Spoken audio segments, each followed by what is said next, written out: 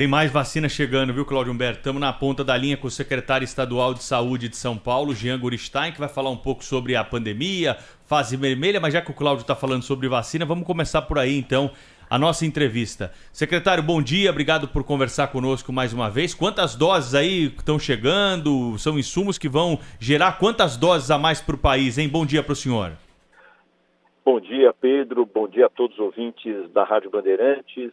Felizmente, hoje, fizemos uma nova entrega de 1.500.000 doses da vacina do Butantan, totalizando agora 39.700.000 vacinas, 39.700.000 vacinas que estão sendo distribuídas pelo Instituto Butantan para todo o país. Só em março, o Butantan distribuiu 22.500.000 doses da vacina do Butantan para todo o país através do Programa Nacional de Imunização. Essa é a única forma que nós poderemos em breve voltar ao nosso novo normal. Mas para isso nós precisamos de muito mais vacinas. Nós lembramos que hoje o Butantan, das 10 vacinas, de 10 brasileiros que tomam vacinas, 9 são do Butantan.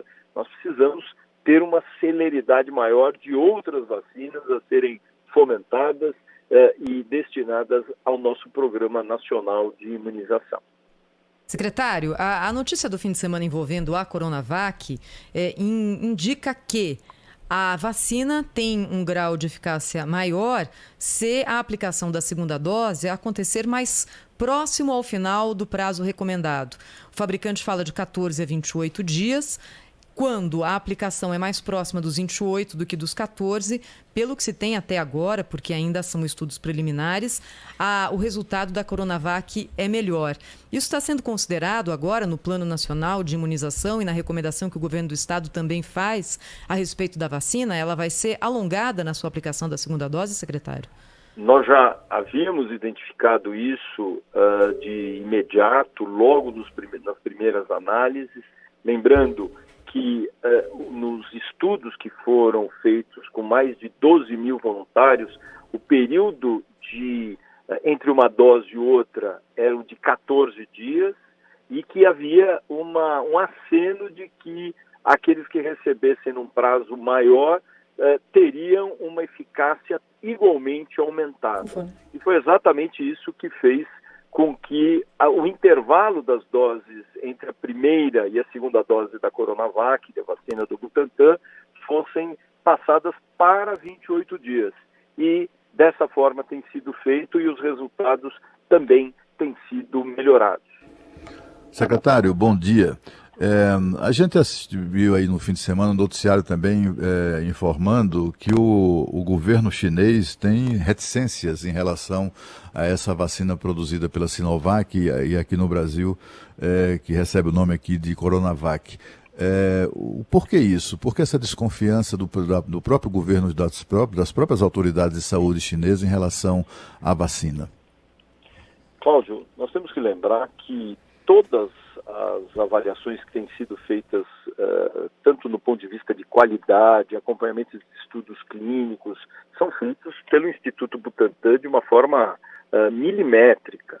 O Instituto Butantan tem 120 anos, já está bastante habilitado a vários estudos científicos de várias vacinas, não é só a do Covid. E dessa maneira, assim o fez e assim o faz em relação à vacina em parceria com a Sinovac. Dessa forma, não existiria justificativa técnica e científica para haver alguma desconfiança por parte de nós da comunidade médica. Doutor Jean, eu ouvi no fim de semana aí uma declaração, do diretor médico de pesquisa do Instituto Butantan, Ricardo Palacios, falando sobre um estudo de terceira dose da Coronavac, Em que pé que está esse estudo? Como que o Instituto Butantan está analisando essa possibilidade? De onde veio essa informação aí de um estudo para a terceira dose da Coronavac, hein? É um estudo que tem sido ainda avaliado da necessidade ou não de uma terceira dose, não que efetivamente haveria alguma necessidade.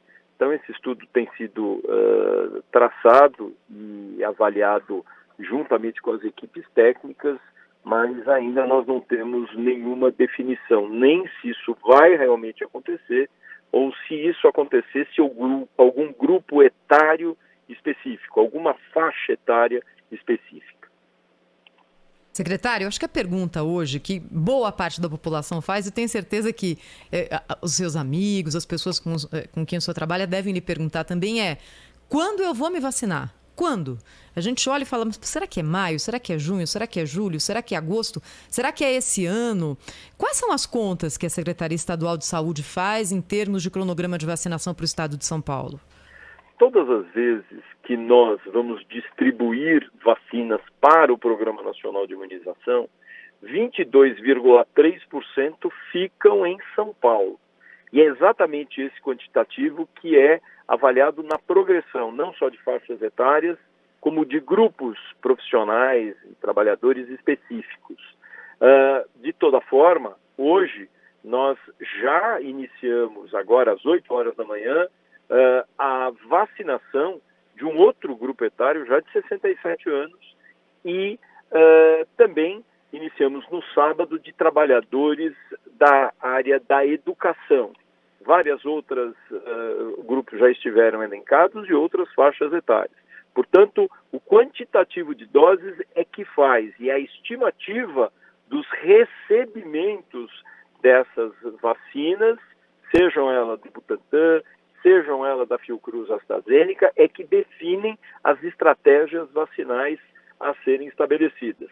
É importante apenas lembrar que o estado de São Paulo terá a vacinação de todos os brasileiros com idade superior a 18 anos até dezembro deste ano, portanto, dezembro de 2021.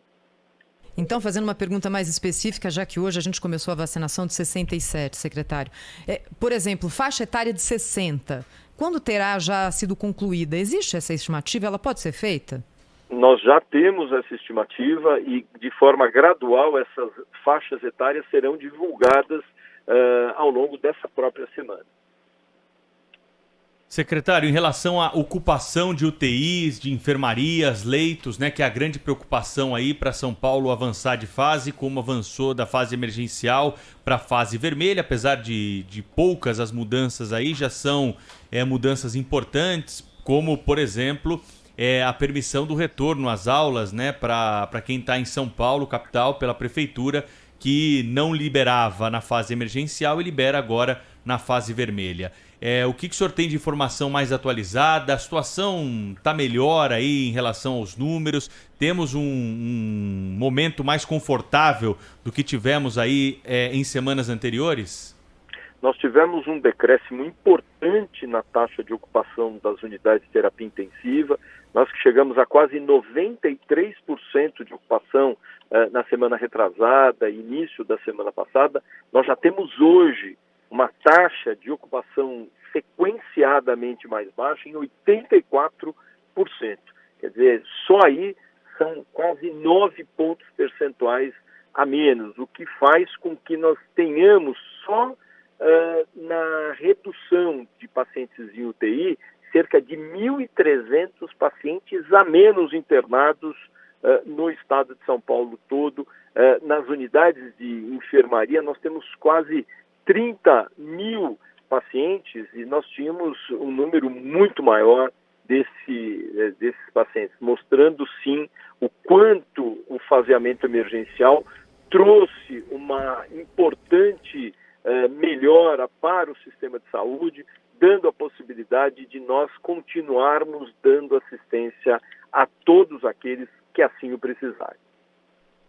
Algumas pessoas, infectologistas e também até membros do Comitê de Contingência de São Paulo, aliás, e não só, né, de vários estados do país, fizeram advertências muito severas, OMS e tal, com relação ao final de abril, que seria seria ali o o inferno na Terra, né?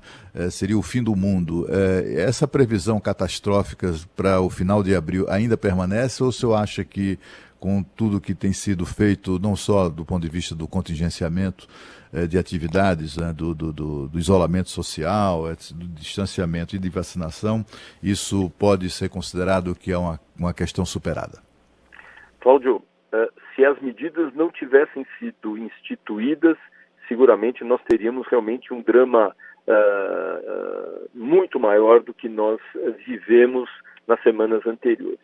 Foi muito importante tanto a realização do faseamento vermelho por um determinado período. Nós observamos que o faseamento vermelho ele não estava contendo a velocidade da instalação da pandemia no nosso estado. Então, uma fase mais emergencial, muito mais restritiva, foi estabelecida. E é exatamente isso que dá a tranquilidade para que nós possamos passar hoje para a fase vermelha, mas é uma fase vermelha mais rígida.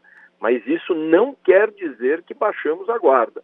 Estaremos ainda fazendo todas as forças-tarefas que nós chamamos para identificar festas clandestinas, impedir a ocorrência de aglomerações e, ao mesmo tempo, continuamos ampliando leitos.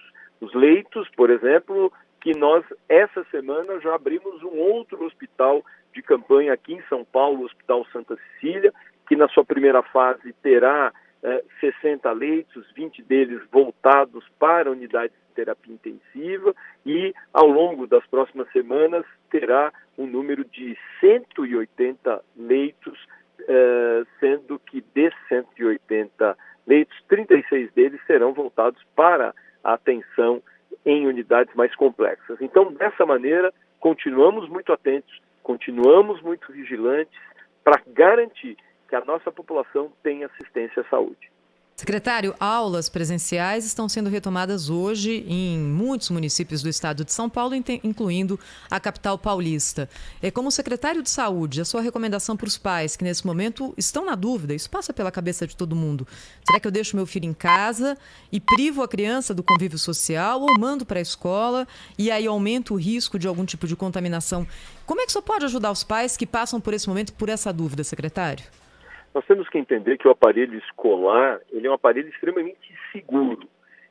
Todos os ritos, seja numa escola pública, municipal, estadual ou mesmo as escolas particulares, estão seguindo todos os ritos sanitários, com máscaras, a presença daquelas máscaras acrílicas faciais, o face shield, ao mesmo tempo com disponibilização do álcool gel e também com a identificação de sintomáticos respiratórios que sequer se apresentam nas escolas, e fora as testagens que continuam sendo feitas. Portanto, o aparelho escolar é um local de segurança. E lembrando também que nas escolas nós temos uma limitação máxima de ocupação de 35%. Portanto, todo o distanciamento, o espaçamento vai ocorrer dando a segurança para acolher essas crianças e os funcionários. E lembrando, como disse, que nós já começamos no sábado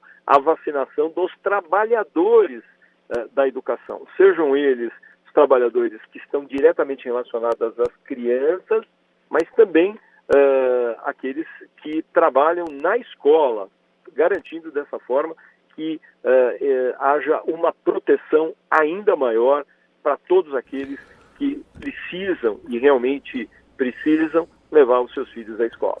Secretário, eu queria uma avaliação do senhor rápida sobre os efeitos daqueles feriados antecipados, iniciados pela Prefeitura de São Paulo, depois seguido por outras prefeituras, etc. Houve muitas críticas, inclusive do governador João Dória, em relação a essa decisão de antecipar feriados. Quais os efeitos foram positivos, foram negativos? O que é possível avaliar já a respeito desse assunto? Havia, num primeiro momento, um grande medo que as pessoas, então, saíssem, migrassem da Grande São Paulo para o interior e para o litoral. Felizmente, os prefeitos entenderam que quarentena não é férias e criaram medidas restritivas, principalmente nas praias, bloqueando o acesso às áreas, inclusive os próprios calçadões, diminuindo o comércio naqueles finais de semana. Isso teve um impacto extremamente positivo, fazendo então com que as pessoas não se sentissem estimuladas a irem para essas cidades. E dessa forma acabaram ficando, e nós tivemos também uma taxa de isolamento com uma redução da taxa de mobilidade. Isso teve um impacto bastante importante, nós conseguimos reduzir praticamente 4 milhões de pessoas na circulação da Grande São Paulo, e quando digo Grande São Paulo não é só o município de São Paulo, mas todos aqueles no seu entorno, o que considera-se 46% da população do estado. Então isso foi bastante positivo. Doutor Jean, tem alguma categoria que está na fila aí para tomar vacina, que vai entrar antes das próximas faixas etárias aí, que nem policiais, professores? Há discussão de incluir preferência para alguma categoria aí no meio dessas próximas divulgações?